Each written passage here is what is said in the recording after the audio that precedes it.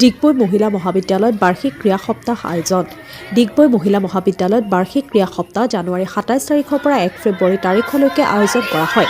এই আয়োজনে ছাত্ৰ ছাত্ৰীসকলৰ মন উৎফুল্লিত কৰি তুলিছে।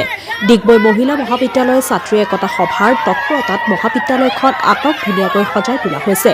সংগীত, বিহু নৃত্য, খেল আদিৰ প্ৰতিযোগিতাসমূহ মহাবিদ্যালয়ৰ বাৰ্ষিক ক্ৰীড়া সপ্তাহত সন্নিৱিষ্ট কৰা হয়। এই প্ৰতিযোগিতাই মহাবিদ্যালয়ৰ ছাত্ৰীসকলক মানসিক আৰু শাৰীৰিক শক্তি বৃদ্ধি কৰাত যথেষ্ট অৰিহণা যোগায়। মহাবিদ্যালয়ৰ বাৰ্ষিক ক্ৰীড়া সপ্তাহৰ লগত সংগতি ৰাখি ১ ফেব্ৰুৱাৰীৰ দিনা বাৰেৰহণীয়া সাংস্কৃতিক শোভাযাত্ৰা বাহিৰ কৰা হয় আৰু বঁটা বিতৰণী সভাও আয়োজন কৰা হয়। ডিগবৈৰ পৰা নিতুমণি শইকীয়াৰ ৰিপৰ্ট, নিভাজ অসম লাইভ।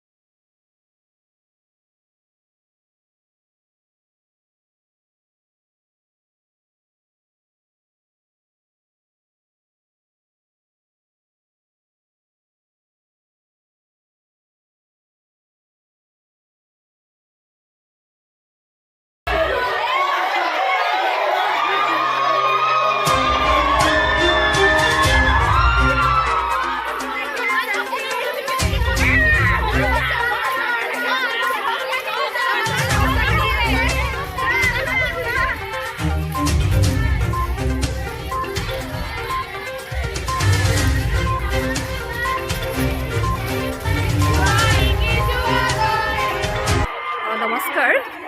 আজি আমাৰ কালচাৰেল ৰেলী আছিলে।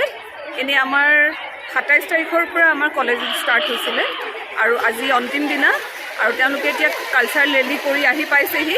তাৰপিছতে আমাৰ যিটো প্ৰাইজ ডিষ্ট্ৰিবিউশ্যন আছে সেইটো অনুষ্ঠিত হ'ব আৰু আমাৰ ছোৱালীখিনি ইউথ ফেষ্টিভেল হোৱাৰ পিছৰ পৰা আমাৰ ছোৱালীখিনি আগতকৈ বহুতখিনি আগুৱাই গৈছে বুলি মই অনুভৱ কৰিছোঁ আৰু সকলো ছাত্ৰীয়ে আমাৰ যিখিনি সাপ্তাহিক অনুষ্ঠান হৈছিলে তাত তেওঁলোকে জইন কৰিছিলে আৰু তেনেকৈ আজি প্ৰাইজ দিয়া হ'ব। তেওঁলোকে আজি প্ৰাইজ ল'বলৈ আহিছে। নমস্কাৰ।